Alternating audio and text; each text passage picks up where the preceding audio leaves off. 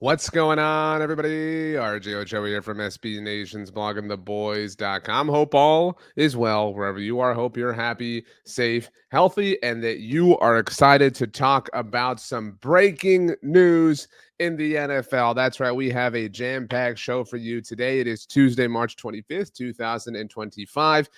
We are live in the Bleacher Report app. So if you're live with us, what's up? How's it going? You can watch me live every single Tuesday and Thursday at 6 p.m. Central Standard Time here in the Bleacher Report app exclusively. These shows are available after the fact on demand in the BR app, as well as on the Blog of the Boys YouTube channel. So wherever you access it, thanks for giving me some of your time. If you are in the BR app, make sure you follow me right down below. You can see all the teams that I root for, in addition to utilizing all the wonderful features of the BR app. The teams I root for, including the Houston Astros. This is Cam Smith Day, baby. Shout out to just an incredible story in the world of sports. We love to see these things happening, especially with opening day right around the corner. I'm going to be at opening day. I'm super pumped. My dad and I are going to go check out the Astros against the New York Mets. If you're on YouTube, make sure you subscribe to the channel, like the video. If you like what I'm doing, you can follow me on social media, X, Instagram, Threads at RJ Ochoa. And on Instagram now, join my broadcast channel to get updates from me there. TikTok, RJ.Ochoa. Blue Sky, search for RJ Ochoa. Email, rj.ochoa at sbnation.com. And those are kind of basically all of the ways. So let's go ahead and get through the breaking news. Shout out to Bleacher Report on X for the handy dandy graphic. We have a full slate of things to get to, or a big thing to get to relative to the Cowboys, but we have to talk about this. Russell Wilson, now the newest quarterback of the New York, not good at football anymore Giants.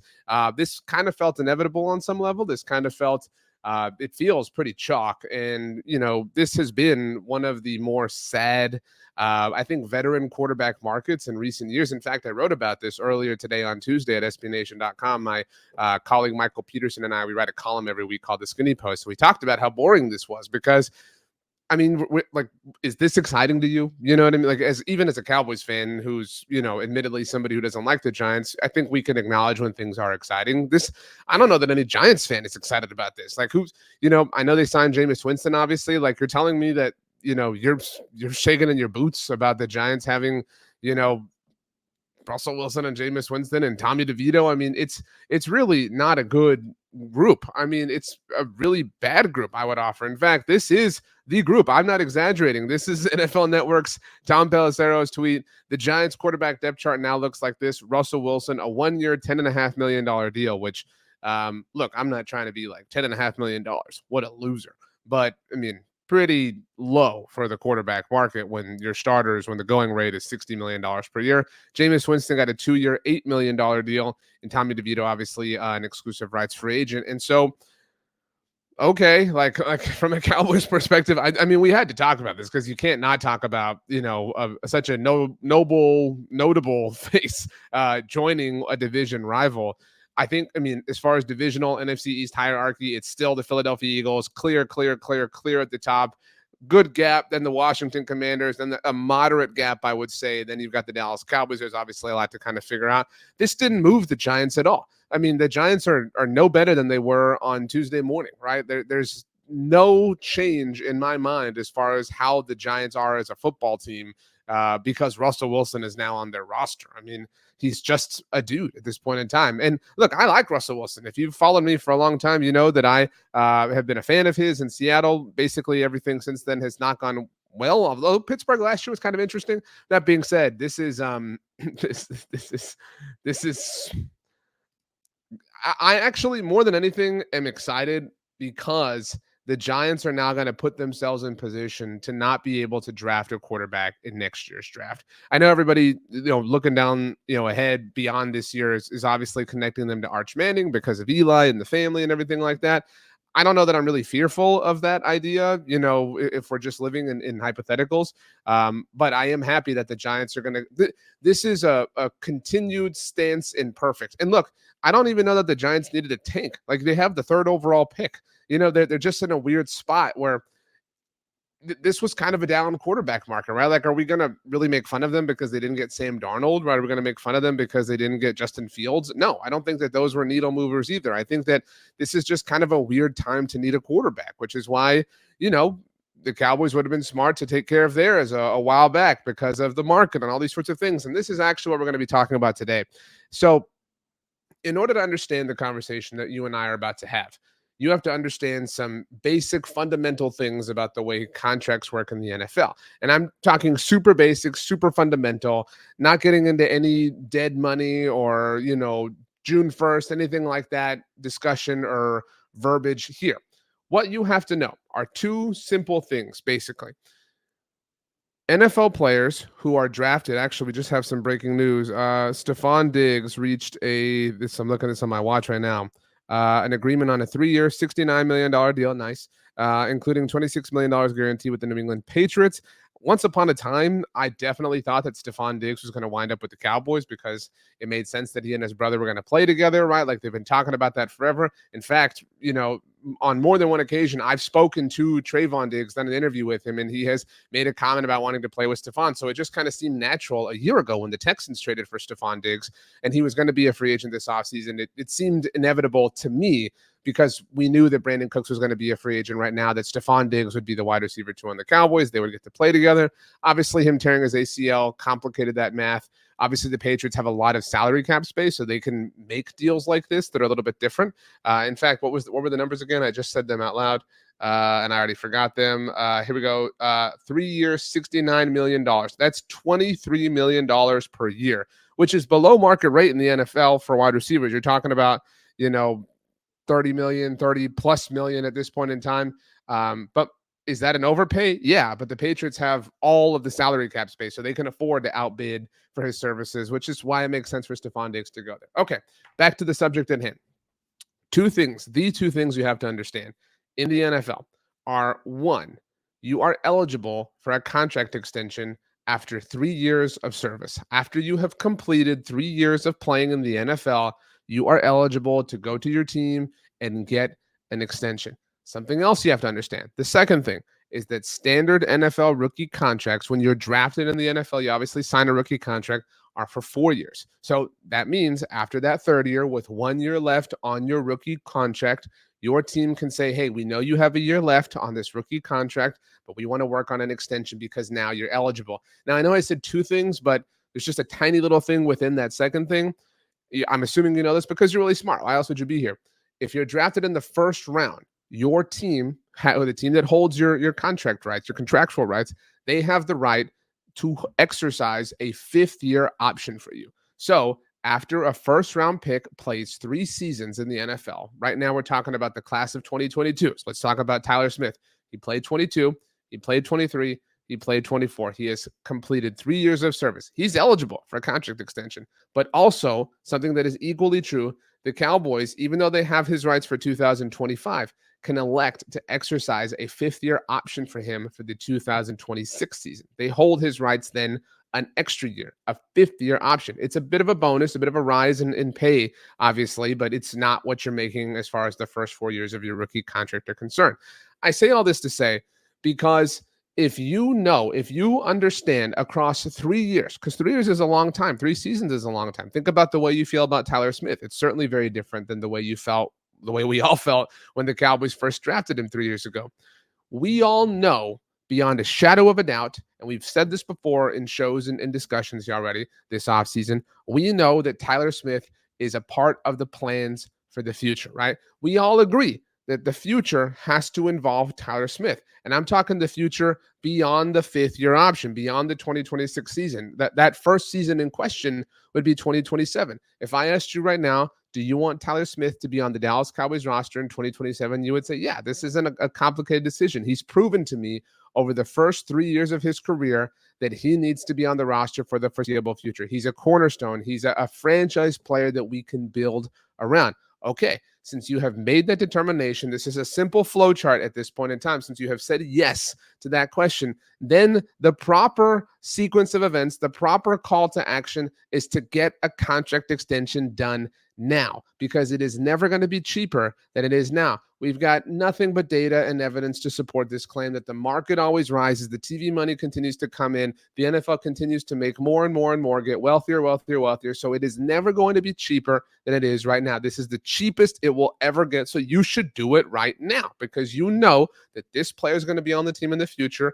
You've already understood this, and he's eligible for the first time. We're talking about first rounders specifically in this conversation because that's the money round, right? You generally obviously have the idea that this player is going to be on your team for the foreseeable future, and because you can still exercise that fifth-year option and add the contract extension to it, you can seriously manipulate the salary cap in a way with a contract for a player of the variety that we're talking about that you can't for even a second round pick, because they don't have that fifth-year option tacked on to the contractual length of what you're working with. Okay, so you now understand these basic premises, these basic principles. I'm going to show you something at this point that is probably going to upset you. I almost clicked the wrong thing and ended this show. That would not have gone well. So this actually came out a little while ago. If you are watching live with us at bloggingtheboys.com, I wrote it, not trying to brag or anything like that, but you can check it out, obviously, whenever you've got some time. If you're watching on YouTube, I'll put the link to the article in question down in the description below, just so you can see. This is titled Cowboys. Let me move over. Cowboys have only extended 2 first-round picks in the first year of eligibility over the last decade. Okay, so we're talking about first-round picks, as you can see. It's important to also say, I know I keep saying extra things beyond the 2. This all became relevant in 2011. All right, let's talk for a second. The 2011 CBA, we've had multiple CBAs, the collective bargaining agreement. The 2011 version, when the NFL had a lockout, it was a big old thing. If you recall, it was a long time ago now. But what was significant about the 2011 CBA was that it established a cap for players on rookie contracts. Prior to then, in 2010, the first overall pick in the NFL draft was Sam Bradford. Sam Bradford, coming out of Oklahoma, was able to negotiate the contract that he wanted. There was no cap. Obviously, first round picks get a lot of money, right? There's no doubt about that. But back in the day, for those of you younger fans, there used to be no rules. They used to be able to negotiate whatever contract they wanted. So think about this. A year ago, when we were talking about Dak Prescott making $60 million a year and blah, blah, blah, and all this different stuff, right? Well, then you get to, the NFL draft, and Caleb Williams is taken by the Chicago Bears. In a world where there's no cap on rookie contracts, Caleb's, representation is able to say, that's the going rate for starting quarterbacks. My client is now a starting quarterback in this league. That's what you have to pay him. And that's what was happening. And that's why we got the introduction of the rookie wage scale, the rookie salary cap, whatever you want to call it, in 2011. And that's important because that increased the need to get the most mileage out of your rookie contracts. That increased the need to make sure that you were getting this cheaper labor relative to the market, obviously, because these players on second and third deals are getting paid so much more money. It increased the need to operate as efficiently as possible from an overall roster building standpoint. Okay, so let's go back here. This is the list of Dallas Cowboys first round draft picks since 2011, all the way to this point in time as far as players who are eligible.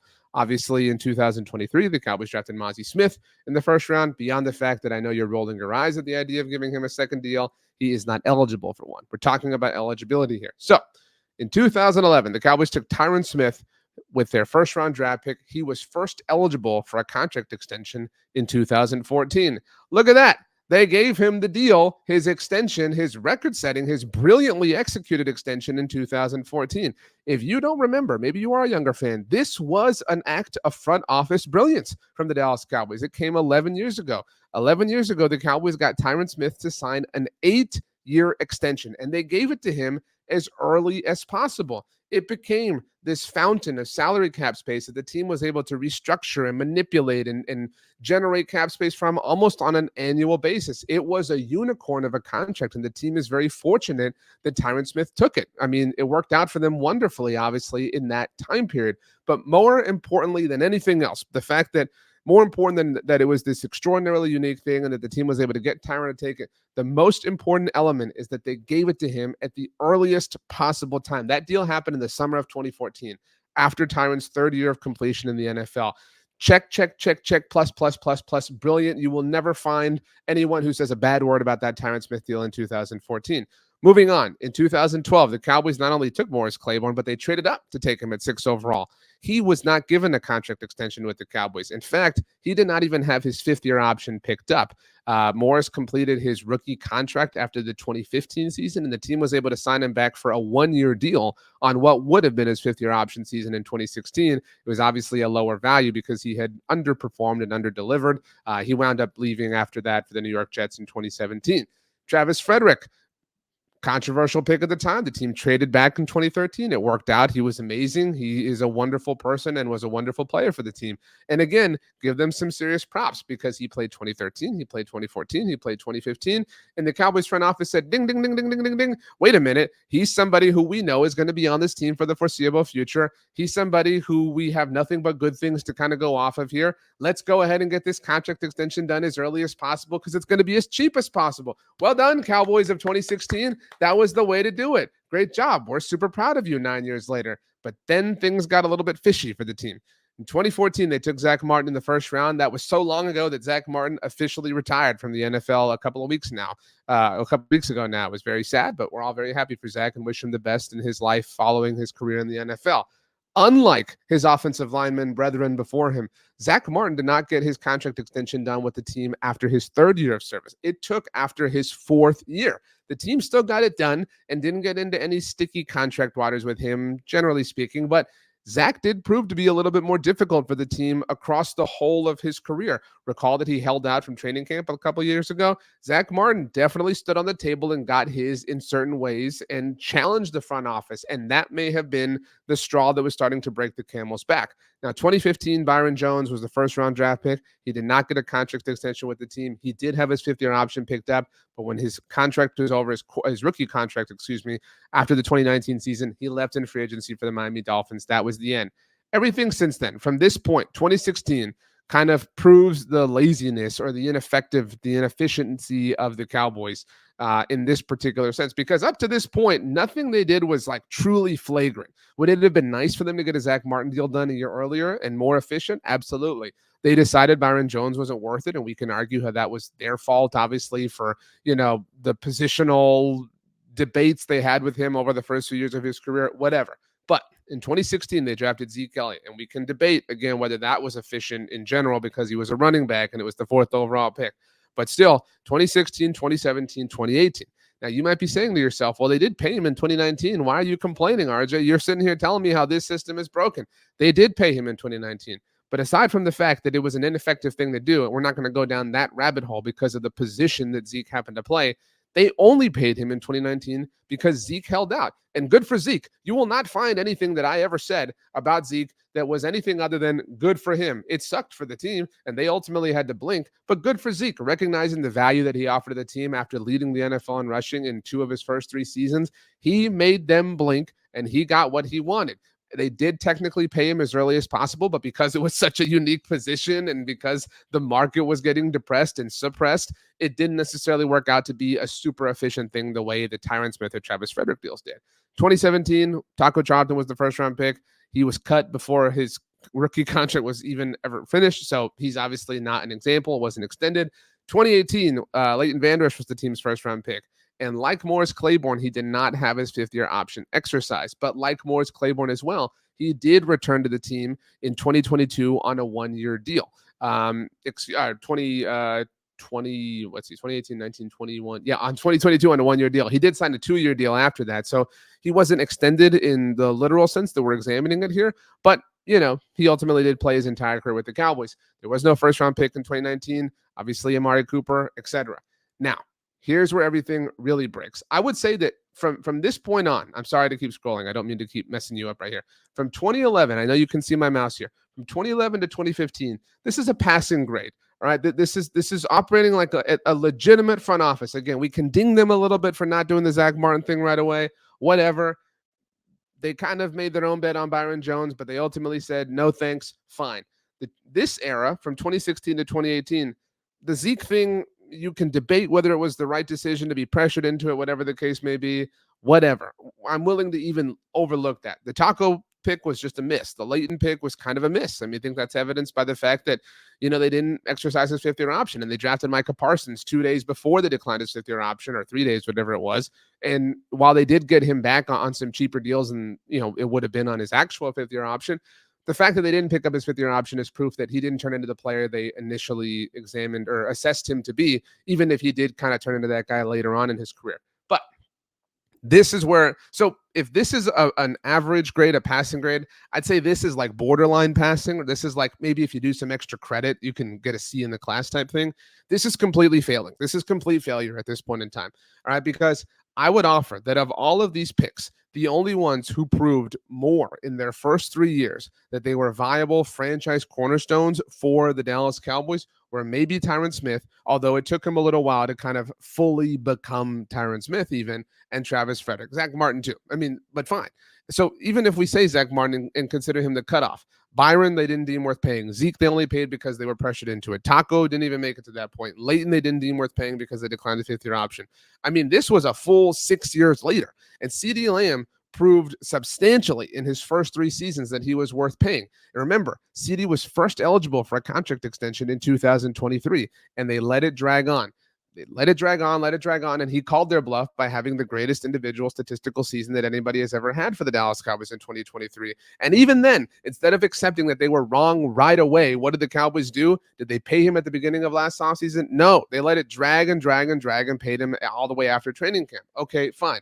Last year was the first year of eligibility for Micah Parsons, who, if all due respect to Tyron and Zach Martin and Travis and CeeDee Lamb, nobody on the list that you're looking at proved in their first 3 years that they were worth being a part of the future of the franchise more than Micah Parsons. Micah Parsons' first 3 years in the NFL, 21, 22, and 23, were exemplary. You can argue he should have had a defensive player of the year. Obviously, in the middle of that, he had a defensive rookie of the year, right? Like all these different things, all these different records, all these different accolades. And what did they do last year? Did they get the extension done at the earliest possible window, which we have discussed already as being the way to do it? No, they didn't do it because they were stuck dragging their feet on CeeDee, and they were stuck dragging their feet on Dak Prescott. And so now we are already past the most efficient point in the process with Micah Parsons. Now we're at Tyler Smith. This is the window to get things done with Tyler. As you can see here, we used 2011 as our cutoff point because that was the introduction of the rookie wage scale, the rookie salary cap. And in this entire time period here, and we'll not count Tyler Smith because he's only just now become eligible for a contract extension. In this entire time period, we're talking about 11 years, 11 players, or 11 years, not 11 players because there was none in 2019, 10 players here in which the Cowboys had an opportunity to do things the most efficient way, extend them immediately after their third year because they've proven to be franchise cornerstones for the team, et cetera, et cetera, et cetera. All the same things we've been saying for 20 minutes now. They did it with Tyron Smith. They did it with Travis Frederick. They didn't do it with Zach Martin. They didn't do it with Zeke Elliott until they were cornered into it and they were pushed into it and they ultimately had to blink. They didn't do it with CeeDee Lamb. They didn't do it with Micah Parsons. This has to change. I mean, there are a lot of things that have to change about this team. But if you're not even doing this thing right, like this is the bare minimum at this point in time. This is a basic fundamental thing right now. This is like, like you're struggling at golf and I'm telling you like, well, dude, you're not even teeing your ball up on like to hit your drives. Like you're hitting it off the deck. Like this is not even, we can't even give them props for this at this point in time. This is a basic fundamental common knowledge thing that everybody understands. And maybe you think, oh, not everybody understands it. Look at this tweet from Greg Rosenthal, the great Greg Rosenthal from NFL Media. It should be embarrassing for the Cowboys that the 2022 draft class picks, this is the year after Micah Parsons, by the way, are starting to get their extensions before Parsons. And why is Greg saying this? Because this offseason, the 25 offseason, is the first in which the class of 2022 is eligible for an extension, which is why you're seeing teams around the NFL for players that were drafted in 2022 getting the extensions done for the players in question. Why are they doing that? Why are they being so jumpy and getting ahead of it? So they can get ahead of it because it's never going to be as cheap as it is right now. And Greg's final point in his tweet, Micah is now the only star 2021 first rounder without one. So the Cowboys are already a year behind on Micah Parsons, the way they were a year behind, more than a year behind it ultimately became on CeeDee Lamb, more than they were a year behind on Zach Martin. I mean, they have, for honestly over a decade now, been late. The last player in which, I'll scroll back up so you can see, if we acknowledge that Zeke was a unique situation because he held out and he forced their hand, it was not something that they did of their own accord. The last time, I'm going to say this very slowly, the last time in which the Dallas Cowboys had a first-round draft pick who they paid at the earliest possible time so that it could be done in the most efficient manner possible so that it would cost the team the least amount of money. The last time this happened was 9 years ago when the Cowboys paid Travis Frederick. That's it. That was the last time. It has been almost a decade since the Cowboys have done this very basic, rudimentary, putting the ball on the tee box type of thing. This is not a grandiose expectation. This is literally dude, if you pass go, they'll give you $200. You know what I mean? And they're like, nah, we'll just chill here on Park Place and complain about how expensive it is. And you see the prices at Boardwalk? No, man, make the turn at go, and they will literally hand you $200. That's what this is. The Cowboys must change the way that they do business, the way that they operate, because if they don't, it's going to continue to cost them because they're so behind on these books. This offseason can still be the one in which they catch up, can still be the one in which they allow the waters or help the waters stabilize. It can still be the one in which they reach the status quo for the first time in a long time. What has to happen for that to be the case? They have to pay Micah Parsons because they're behind on that. They should pay Deron Bland. Even though he was not a first-round pick in 2022, he was drafted in that year, and he is therefore eligible for an extension for the first time, as we've discussed. They should pay Tyler Smith. He was a first-round pick in 2022. We know that Tyler Smith is going to be a part of the future. We believe that Deron Bland is going to be a part of the future. We obviously know that Micah Parsons is going to be a part of the future. And you know what? While you're at it, while you're doing all this stuff, while you're in this great mood, you might as well go give Jake Ferguson an extension, because here's the thing, and ESPN's Todd Archer wrote about this on Sunday, and he deserves credit because it was kind of his point. I don't mean to just hijack it, but if we look at, I'm going to put the Tyron Smith thing back up on your screen, because Tyron Smith signed an 8-year deal with the Cowboys in 2014. And people say things like, oh, well, the agents know if they just wait it out that they'll get more money. That's true, right? But the agents also know that if you're throwing life-changing money at them in their first year of eligibility, that the players are probably going to be more inclined to take it, as opposed to if you let them get closer and closer to El Dorado, which is what the Cowboys have a tendency to do. The Cowboys threw life-changing money at Tyron Smith in his first year of eligibility, and he took it. And he took it on an 8-year deal that became a unique unicorn for them to work with. And it was such a unique unicorn that they continue to chase that and think that players are going to agree to it nowadays. It's not going to happen 11 years later. A lot about the NFL has changed in that particular amount of time. So that being said, Deron Bland, Jake Ferguson even, this isn't the case for Tyler Smith. We're talking about players drafted in 2022. But Deron Bland and Jake Ferguson are coming off of down seasons. So if you do the math, you put all the math in, you say, well, they're coming off of some down seasons. They're eligible for contract extensions for the first time. They were not first-round draft picks, so they don't have this.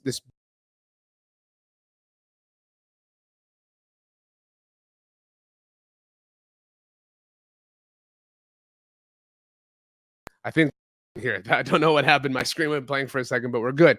That being said, back to the point. Jake Ferguson, Deron Bland, coming off of down seasons. They weren't first-round draft picks. They're eligible for contract extensions for the first time. If you put life-changing money in front of them for the first time, is it a guarantee that they'll take it? I'm not saying that. No one is going to tell you that. But what I am saying is that it is way more likely that you get them for a bargain now than if you try to do it later when they have more leverage. Think about, what if Deron Bland has an amazing season, right? What if Deron Bland balls out in his return?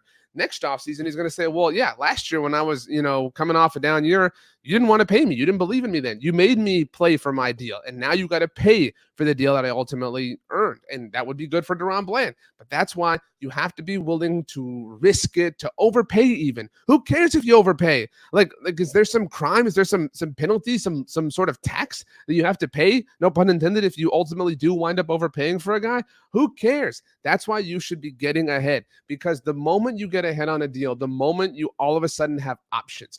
As far as the cornerback position itself is concerned, and I've been bringing this up, we talked about Stefon Diggs joining the New England Patriots.